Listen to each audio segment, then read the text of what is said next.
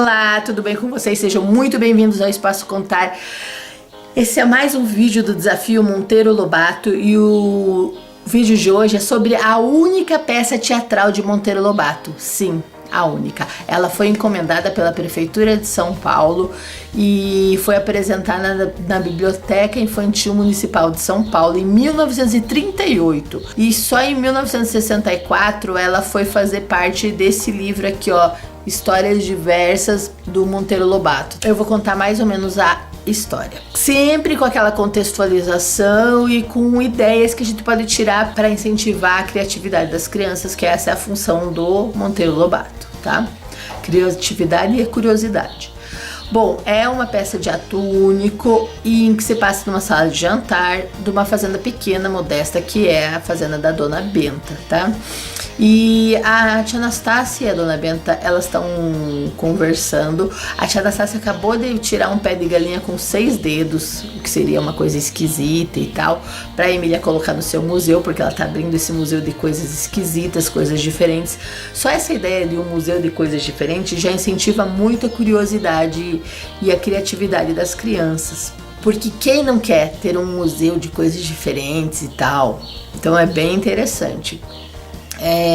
Uma coisa também que a gente sempre contextualiza é que dessa vez, num dos únicos livros, eu acho que é o primeiro livro, sendo que esse é uma das únicas vezes em que eu li que a tia Anastácia respondeu a Dona Benta, porque vocês sabem muito bem que a tia Anastácia ela é submissa à Dona Benta. Esse é o problema. Ela não responde igual para igual. Não é culpa dela, é culpa do quê? Estrutural, de um sistema que tinha acabado de vir da escravidão, né? E então ela tinha os pais da tia Anastácia foram escravos, os avós foram escravos da família da Dona Benta. Então, mesmo ela não sendo escrava, ela ainda tinha essa subserviência, que é estrutural, não é culpa dela. Mas nessa história aqui, ela fala algumas coisas, porque ela reclama para Dona Benta que a Emília tá sendo muito grossa com ela, chamando de analfabeta, xingando coisas grosseiras para ela, sendo que foi ela que criou a Emília. Como eu digo para vocês, a Emília, ela é para mim. Eu vou fazer uma peça, o roteiro de uma peça teatral, eu vou deixar aqui como presente para todo mundo. Assim que eu conseguir terminar, eu vou deixar no formato de e-book e ela vai ser uma história onde a Emília vai ser uma boneca maquena. Porque sim, se ela foi construída pela tia Anastácia, ela é uma boneca africana, maquena, dentro dela.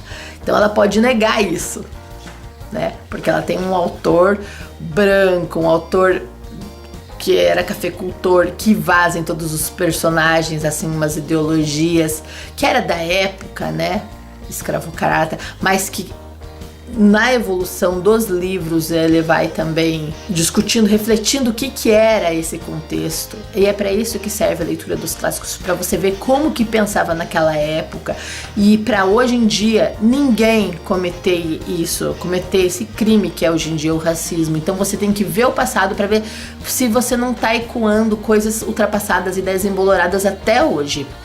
E a tia Anastácia, pela primeira vez, ela fala isso, ela reclama pra Dona Benta da Emília, dizendo que ela tá muito mal educada, muito grosseira. E também, daí a Dona Benta ainda corrige, porque ela fala ignorante. Daí a Dona Benta corrige ela pela gramática, porque a Dona Benta seria a norma clássica, a erudição. Daí ela pega e fala assim, é muito fácil você ficar corrigindo os outros quando não é você que tem que limpar a casa inteira. Então é a primeira vez que a tia Anastácia fala assim, cara, você tem teus privilégios, assuma seus privilégios. Eu não tive nenhum privilégio, então você não pode fazer isso comigo. Isso é uma grosseria, isso é uma ignorância sua, tá?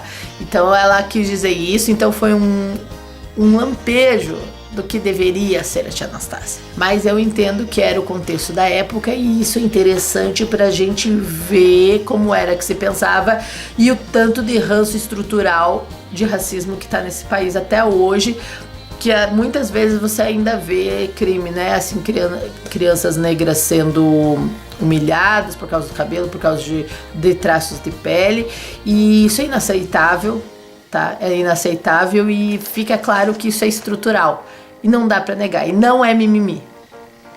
Dito isso, vamos continuar. A história, ela pega e reclama, ela fala que a Emília é a lampiãzinha do grupo, que eles saíram e foram, daí a Dona Benta fala que eles foram para os mundos fantásticos, porque tem essa história maravilhosa do Monteiro Lobato dele trazer, né, no Reinações de Narizinho, no sítio do Pica-Pau Amarelo, no livro O Pica-Pau Amarelo, os personagens para morar no sítio, morar assim nas terras vizinhas ao sítio.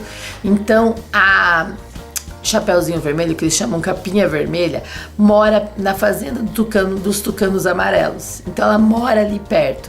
E eles vão andando por lá quando eles encontram um lobo.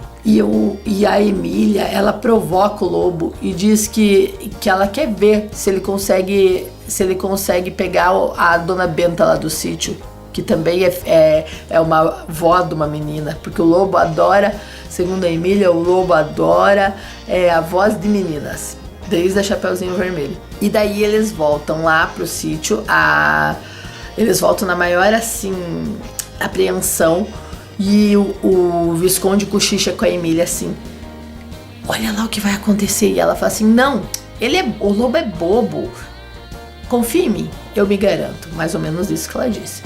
E nisso a Dona Benta escutou que alguma coisa estava dando errado e perguntou o que era. Daí o Pedrinho, super nervoso, e a Narizinho falaram que a Emília provocou o lobo, desafiou ele a vir pegar a Dona Benta ali na casa do sítio. A Dona Benta fica com medo porque ele pode querer vingança pela Emília ter enfrentado ele. E daí eles começam a espiar por binóculo, eles não veem nada. Daí lá de longe o Visconde vê o que seria o cachorro do seu Tonico, mas a Emília, que tem aqueles olhos especiais, que enxerga 1000 vezes mais do que qualquer humano, ela vê e diz que ele tá ainda com algumas machadadas no pescoço. Daí eles falam assim que o lobo da Chapeuzinho já tinha morrido com uma machadada do caçador. Mas ela fala que a machadada foi mal feita e que ele tava ali com os cortes, mas não chegou a matar. Daí a Dona Benta vai tirar a prova, vai perguntar pro Visconde. Quando o Visconde vai desmentir, dizendo que é um outro lobo, que não tem nada a ver, ela pisa no pé dele, chantageia ele e ele fica quieto. Daí ela falou que não é pra ninguém se preocupar, porque ela já deixou o rinoceronte lá na porteira, esperando assim, tudo combinado, que é quando ela der um assobio, ele vai pegar e vai expulsar o lobo com chifrada. E nisso entra correndo a Chapeuzinho Vermelho, que é a capinha vermelha, Capinha Vermelha, o que eles chamam.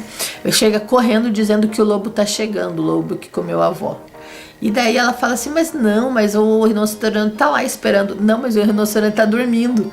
E daí eles não sabem o que fazer. E isso antes da Emília pegar e dizer que ela pode acordar o rinoceronte e tá tudo resolvido. Ela fala que ela só vai fazer isso se o Pedrinho der o cavalinho de pau dele, a Narizinho der as panelinhas de barro. Quando ela vai pedir pro Visconde a cartolinha, o lobo vai se aproximando e bate na janela, e bate na porta, e tá arranhando e tal. Quando a tia Anastácia, que todo mundo fala lá que é uma ignorante e tal, ela tem a ideia, ela que fez o boneco lá na história do Pinóquio, ela tem as ideias, ela fez o Visconde, que é inteligentíssimo, ela fez a Emília, né? Então ela é a construtora, ela é muito inteligente.